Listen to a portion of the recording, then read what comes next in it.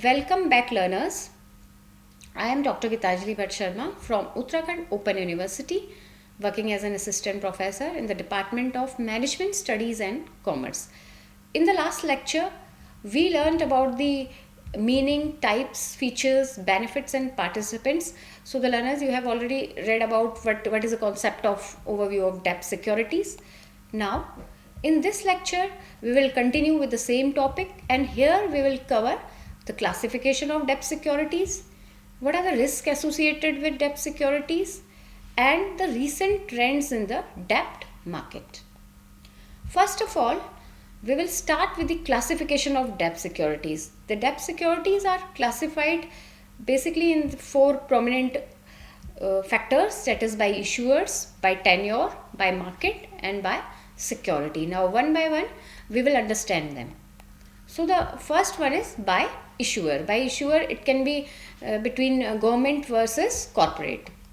So the government debt securities are issued by the central or state government to the fund public welfare infrastructure projects and fiscal deficits. And these include instruments like treasury bills, government bonds, and state development loans. Government securities are considered a very low risk investment as they are backed by the sovereign guarantee, making them attractive to conservative investors and even to the institutional bodies. On the other hand, when we talk about the corporate debt securities are issued by private or public sector companies to raise capital for business operations expansion or debt refinancing. These includes instruments like corporate bonds, debentures, and non-convertible debentures (NCDs). While corporate debt usually offer a very higher return, it also carries a higher credit risk depending upon the financial strength and the creditworthiness of the issuing company. Credit rating agencies assess the risk and provide rating to help investors make a very informed decisions.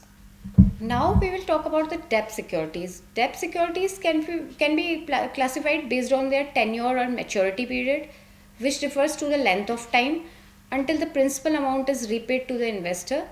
And this classification divides debt instrument into short-term and long-term categories. Short-term debt securities are instruments with a maturity of less than 1 year.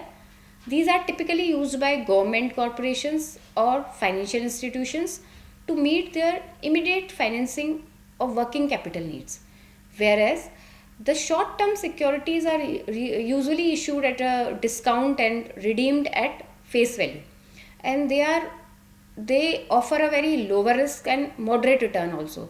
For example, if we take an example, it includes the treasury bills, commercial papers, and certificate of deposits also, which we already discussed in the part A. On the other hand, the long-term debt securities have a maturity period which can be exceeding more than 1 year, and these instruments are issued to finance long-term projects like infrastructure development, business expansion, or fiscal planning. Long-term securities provide a very regular interest, can be called coupon payment, and offer investors a fixed income stream over a longer duration. For example, these are the corporate bonds, government bonds, or it can be debentures also. So we can say that the short-term instruments offer a liquidity, even they provide a safety, while long-term instruments offer a very higher and more stable return. These are basically suitable for the investors with longer investment horizon. Now, the classification based on the basis of market divided into primary and secondary. So, first of all, the primary market is where debt securities are issued for the first time by entities such as government, corporations, or financial institutions to raise capital directly from the investors. And in this market, the investors buy the securities directly from the issuers, and the proceeds go to the issuers to fund operations or projects. This is also known as the new issue market. It's the basic key features of the primary market can be, these are the initial sale of securities and the issuer receive the funds, There is no trading between investors. For example, if we take the example of RBI issues new government bonds, or a company issues a very fresh debentures. Whereas on the other hand, the secondary market is where the existing debt securities are traded among investors, which are already being traded. So these, after being issued in the primary market, these securities can be bought and sold on stock exchange or through the over the counter OTC platform also. The issuer is not involved in these transactions. The basic features of the secondary market can be provide a very liquidity to the investors, and the prices fluctuate based on market conditions. It facilitates price discovery and even the portfolio management. For example, such as if an investor sells a bond purchased earlier on national stock exchange to the another investor. So this can be the example of secondary market.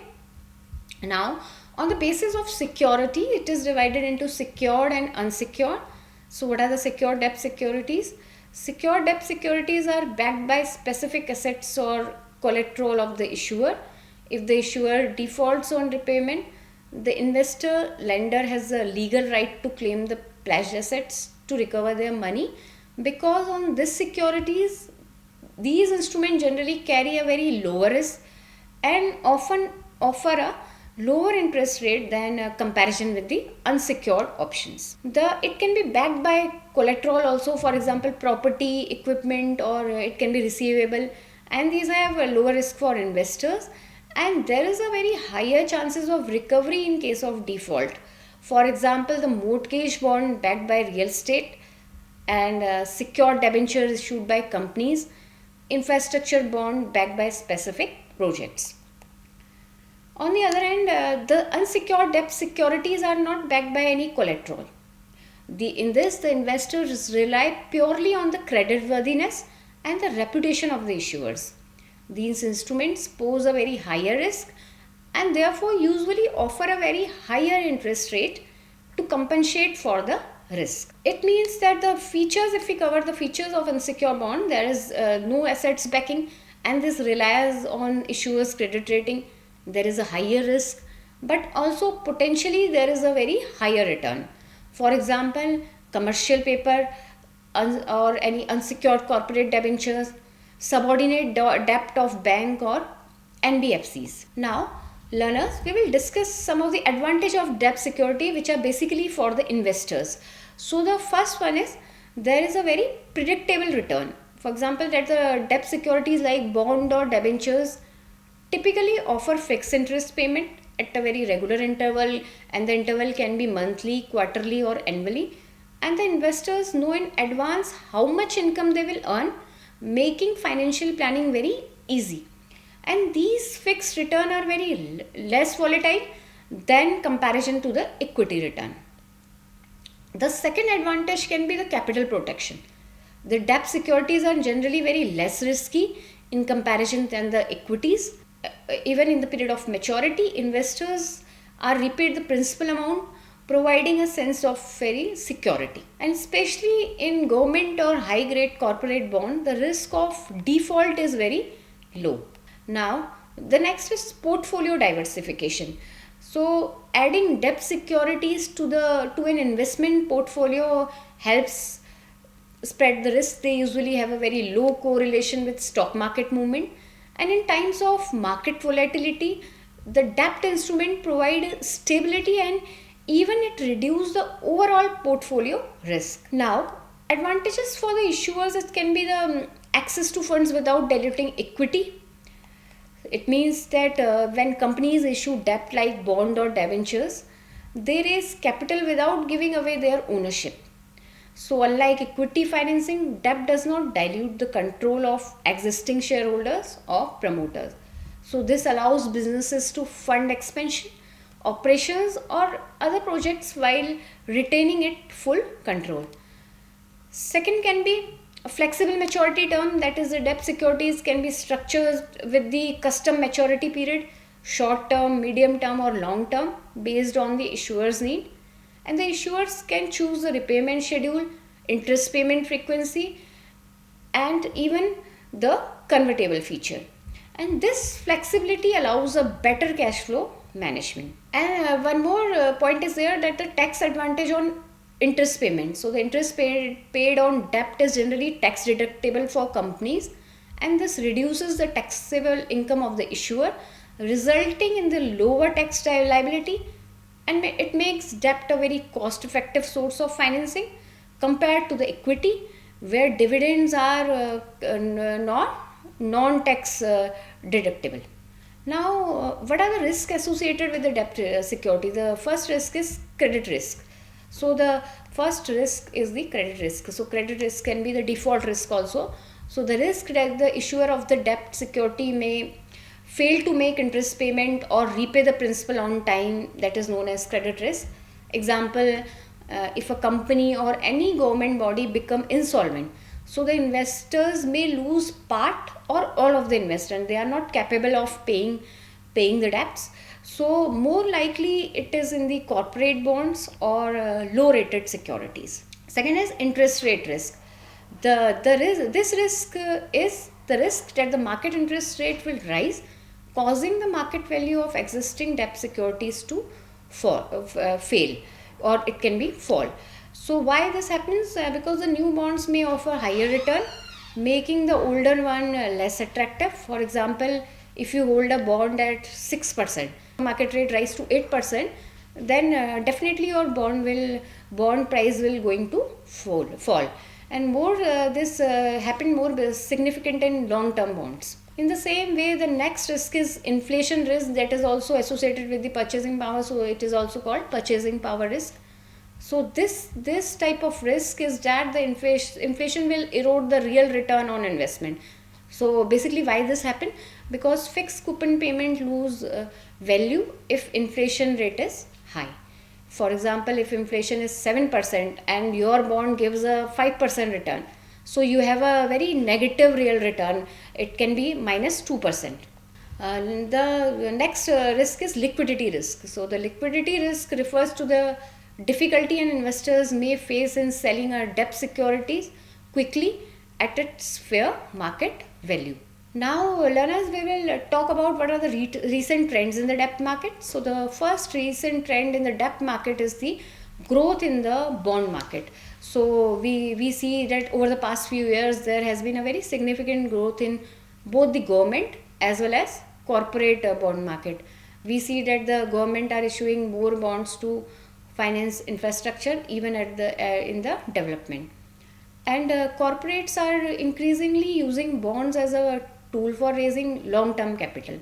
So this growth is supported by regulatory reforms, and this also create a better credit rating system, and even it helps in improving the transparency. Now the next one is retail participation.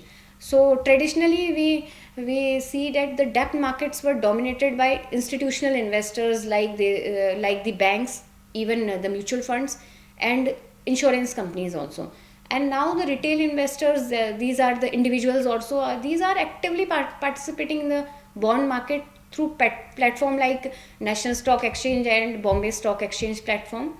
And introduction of RBI, the RBI stands for Retail Direct Scheme, which has allowed individuals to invest directly in the government securities, and this create a higher awareness, digital access, and this also create a desire for stable return, which are driving to this current trend. Now the next one is green bond and ESG linked bond. So first of all, we must know what is green bonds. So green bonds are a type of fixed income security where funds are raised specifically for environmental projects, as the name itself suggest green. So such as renewable energy or clean transportation, pollution control can be, or any climate change mitigation. So with the global focus, the current trend can be on sustainable finance. The issuance of green bond has increased, which is helping government and corporates fund eco-friendly infrastructure. In the same way, ESG, which stands for environmental, social and governance, ESG. So these bonds tied to the three of the factors: environmental, social and governance, performance of the issuer, and the term like interest rate may vary depending on whether the issuer meet predefined ESG target. And here in this era we can see the current trend is there that these bonds are gaining traction as investors prefer socially responsible investment, supporting companies with the very strong sustainability practices. Now learners, to conclude the about the debt security, there are some points. So the debt securities, we all know these are the very vital instruments for raising funds through borrowing, and even they offer a very predictable return as well as capital protection to the investors. And it include the risk factor include credit risk, interest rate risk, inflation, and even the liquidity risk. The debt market is evolving with the trends like we have discussed green bonds and retail participation.